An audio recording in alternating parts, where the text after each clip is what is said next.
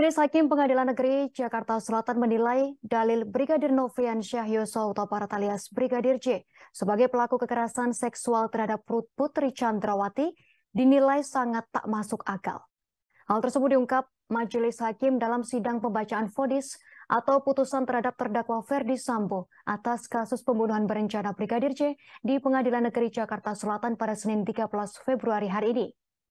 Hakim Ketua Pengadilan Negeri Jakarta Selatan Wahyu Iman Santoso menyampaikan korban kekerasan seksual biasanya akan bergantung secara ekonomi kepada pelakunya. Ia menyatakan pelaku akan memberikan sejumlah uang kepada korban agar korban tak melaporkan tindak pidana yang dialaminya. Karena itu hasil pemeriksaan rekening bank menjadi satu alat bukti dalam pembuktian tindak pidana pelecehan seksual. Karena itu, Wahyu menyatakan bahwa tuduhan Brigadir J merupakan pelaku kekerasan seksual terhadap Putri Chandrawati dinilai tak masuk akal. Lebih lanjut, Wahyu menuturkan bahwa kekerasan seksual terhadap Putri Chandrawati juga dinilai tak bisa dibuktikan secara pembuktian tindak pidana. Wahyu meyakini motif dalam kasus ini karena adanya perasaan sakit hati Putri Chandrawati atas sikap atau perbuatan Brigadir J. Ia turut memasukkan hasil poligraf atau tes kebohongan dalam pertimbangan hukuman vonis untuk terdakwa mantan Kadif Propam Polri Ferdi Sambo yang dibacakan di Pengadilan Negeri Jakarta Selatan. Ketua Majelis Hakim Wahyu Iman Santoso mengatakan, berdasarkan hasil tes poligraf terhadap Putri Chandrawati, yang bersangkutan mendapat hasil minus 25 atau terindikasi berbohong atas jawaban dari pertanyaan-pertanyaan yang diajukan. Selain itu, Hakim menyebut dalil telah terjadinya kekerasan seksual yang dilakukan Brigadir J terhadap istri Sambo, Putri Chandrawati tersebut, juga tak tercermin dari perilaku Putri. Diketahui Sambo merencanakan pembunuhan terhadap Brigadir J diawali dengan cerita Putri yang disebut mendapat kekerasan seksual dari Brigadir J di Magelang. Atas cerita tersebut, Sambo naik pitam sehingga merencanakan pembunuhan.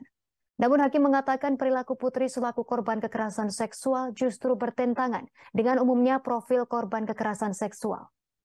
Perilaku tersebut yakni tindakan Putri Chandrawati yang memanggil dan menemui pelaku yang dituduh melakukan kekerasan seksual terhadapnya, yakni Brigadir J. Putri memanggil Brigadir J ke kamarnya dan berbicara secara empat mata. Menurut Hakim, tindakan tersebut terlalu cepat bagi seorang korban kekerasan seksual bisa berdamai dengan pelaku dan keadaan. Hakim melanjutkan trauma akibat tindak pidana kekerasan seksual membutuhkan waktu panjang untuk sembuh. Bahkan ada beberapa kasus kekerasan seksual yang korbannya menyerah sehingga mengakhiri hidupnya.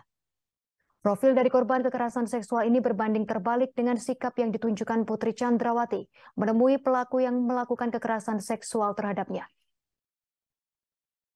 Dengan relasi kuasa, maka korban kekerasan seksual akan bergantung secara ekonomi pada pelaku, di mana pelaku akan memberikan sejumlah uang kepada korban agar korban tidak melaporkan tindak pidana yang dialaminya. Sehingga hasil pemeriksaan rekening bank menjadi salah satu alat bukti surat di dalam pembuktian tindak pidana pelecehan seksual atau kekerasan seksual. Bahwa hasil pemeriksaan rekening bank milik almarhum Nofriansyah Yosua Huta Barat diketahui uang yang berada di dalam rekening tersebut adalah milik Putri Chandrawati.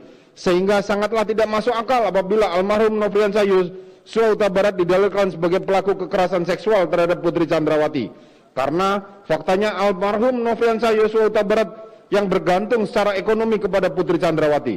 Dengan menggunakan logika sebagaimana dalam pembuktian tindak pidana kekerasan seksual tersebut, sangatlah tidak masuk akal jika korban Nofriansyah Yosua Huta Barat melakukan kekerasan seksual kepada Putri Chandrawati.